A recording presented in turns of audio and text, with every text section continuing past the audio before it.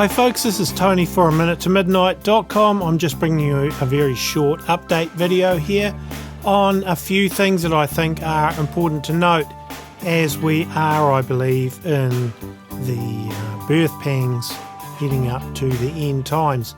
First one, sign of the times, the third consecutive time in 2019, April, May and June. The past 12 months US precipitation record has hit an all-time high. This is according to the Big Wobble on Tuesday the 16th of July. 2019 has proved to be a disaster for the farming industry in the US, with NOAA earlier this month claiming the US had its wettest 12 months on record. The constant deluge this year has caused thousands of American farmers to file for bankruptcy due to saturated fields and the cancellation of planting seeds, which will undoubtedly result in food shortages and higher prices at the supermarket. So folks, this is just one of the reasons why we at A Minute to Midnight tell people to be prepared, because tough times are coming in all directions, including from the weather. That was from the Big Wobble. This one here is an article from Michael Snyder titled, "The number of global earthquakes is 3 times above normal. 6.1, 6.6, 7.3 and dozens more hit the Ring of Fire over the last 48 hours. Within the last 48 hours, we've seen a large number of earthquakes going off like firecrackers all along the Ring of Fire. A magnitude 6.5 quake hit Japan, a magnitude 6.6 just hit Australia, and a magnitude 7.3 hit Indonesia. And of course, all this comes about a week after Southern California was hit by the 2 largest quakes it has experienced in more than 2 decades. So is all this shaking unusual? Just a few moments ago, Michael says he pulled up the most recent data from Earthquake Track, and what he discovered is more than just a little bit alarming. Looking at the entire globe, he says we have averaged 193 earthquakes of magnitude 1.5 or greater so far per day in 2019. That's very high, but it pales in comparison to what we've witnessed over the last week. Within the last 7 days, our planet has experienced an average of more than 677 earthquakes of magnitude 1.5 or greater per day. That means that the number of global earthquakes right now is more than 3 times above normal. Now, I also note that in the area of Lake Taupo here in New Zealand, we've just had a few earthquakes, small ones, but right about where the supervolcano of Lake Taupo lies, which, heaven forbid that should ever go off. But if it did, it would devastate not only New Zealand, but the world pretty much. But it's interesting to note that there have been earthquakes there. Plus, I see Dutch Since also, who covers earthquakes, is saying that there is fire in California that could be attributed also to volcanic activity. So it's earthquakes, volcanoes, all more reasons to be prepared for difficult times that may lay ahead. And then there's the economic front. This is from Zero Hedge. It says, bank run. Deutsche Bank clients are pulling $1 billion a day. As a result of the modern version of this bank run, where it's not depositors but counterparties that are pulling their liquid exposure from Deutsche Bank on fears another Lehman-style lockup could freeze their funds indefinitely. This chart, which compares Deutsche Bank's stock decline to that of another bank, which was gripped by a historic liquidity run in its last days. And you can see the parallel there very clearly between what's happened with Deutsche Bank stocks and the Lehman Brothers stocks just before Lehman Brothers collapsed in 2008. So folks, that's 3 good reasons why we should be preparing. I believe you've got earthquakes, you've got flooding and potential food shortages ahead, and then the economic situation of the world, not just Deutsche Bank, is in a precarious position at the moment, I believe, so be prepared.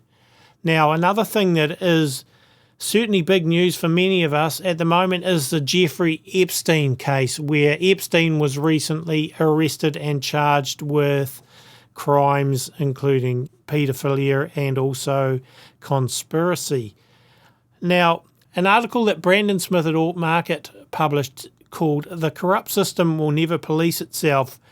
He says the public's favourite distraction has always been to watch high-profile people kicked out of their castles in the clouds. But I would point out that even when the globalists sacrifice one of their own in the public eye, it is usually only to satiate the masses and their hunger for justice for a very short time.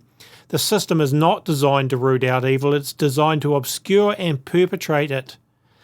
Epstein is a perfect example of this, and Brandon Smith says people should lower their expectations that justice will be served or that the dominoes will fall in the Epstein case. Also keep in mind that James Comey's daughter Maureen Comey will be on the prosecution team in the case, and Donald Trump's Labour Secretary Alexander Acosta is the same man who brokered Epstein's immunity deal. Like strands of malignant cancer, these people are wrapped around every facet of government. And believe me, folks, the rabbit trail with the Epstein thing goes extremely deeply. Now, Brandon Smith also says the most egregious criminals are rarely ever touched by scandal or jail time because they stand in key positions within our system. You will never see central bankers in the Federal Reserve suffer punishment for consistently and deliberately fueling economic bubbles through artificially low interest rates and stimulus measures. You will never see them prosecuted for deliberately imploding these bubbles with perfectly timed liquidity tightening and interest rate hikes into economic weakness. Just this week, Chairman Jerome Powell told the Financial Services Committee that if Trump tried to fire him, he would simply ignore him and remain in his position for the full term. People who think that the president chooses the Fed chairman do not understand how the system actually works.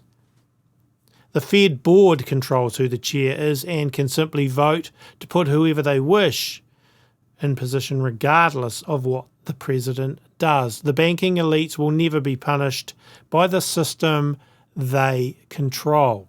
Trump is far too close to the money elite to punish them, even if he wanted to. His extensive association with Rothschild banking agent Wilbur Ross, the man who bailed Trump out of his considerable debts in his Atlantic City casino project in the 1990s, is now the Commerce Secretary in Trump's cabinet.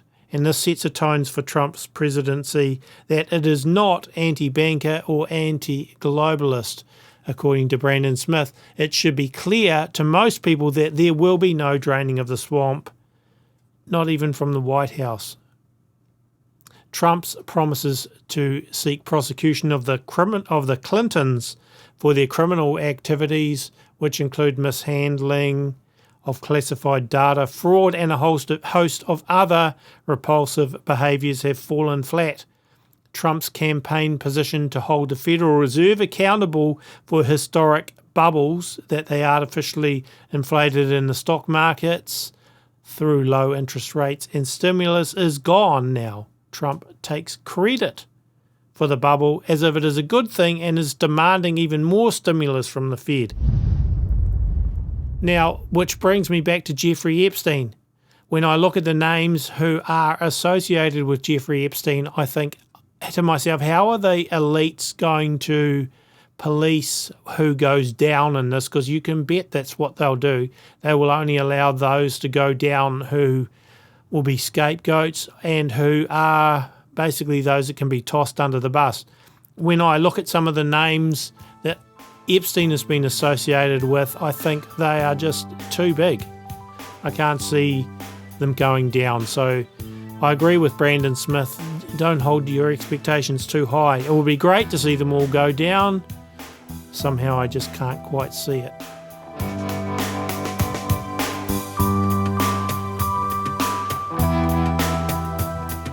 As Brandon Smith's article titled The corrupt system will never police itself. I have to agree. I think that when I look at, as I say, the names who are associated with Jeffrey Epstein and the rabbit holes that you go down, they are just enormous. And I would highly recommend that people watch a video that's just come out. One of our listeners sent it to me and said to watch it, and I'm glad I did. It is called Shocking Jeffrey Epstein Connections You Won't See on the News, and it is put out by a YouTube channel called Extreme Reality Check. It is a brilliant video. It's an hour and a half long, but I highly recommend people watch it because you will get some idea of just how deep this corruption does go. And I'm afraid, to me, there are just too many big names in there that I can't see going down. I hope I'm proven wrong. I would love to see them go down.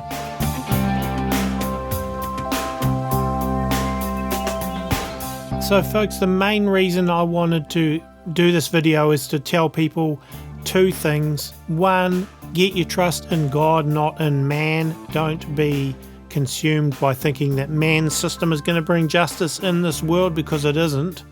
And the other thing is to be prepared, because we are in for difficult times, I believe, and you want to have plenty of food and water and so on, and your preparations done in case things get tough through the weather or natural disasters or wars or other things. Get your trust first and foremost in God, and then seek God as to what you can do to prepare yourself for what lays ahead. And folks, don't forget our website, aminutetomidnight.com. Visit it. And also, if you're able to donate to help A Minute to Midnight, that would be greatly appreciated, as it's been pretty lean of late and we do need your donations to keep this running. So I hope this update was helpful, and we will be back in hopefully a few days' time with another episode of the A Minute to Midnight show. And this is Tony saying goodbye until then. God bless and have a great week.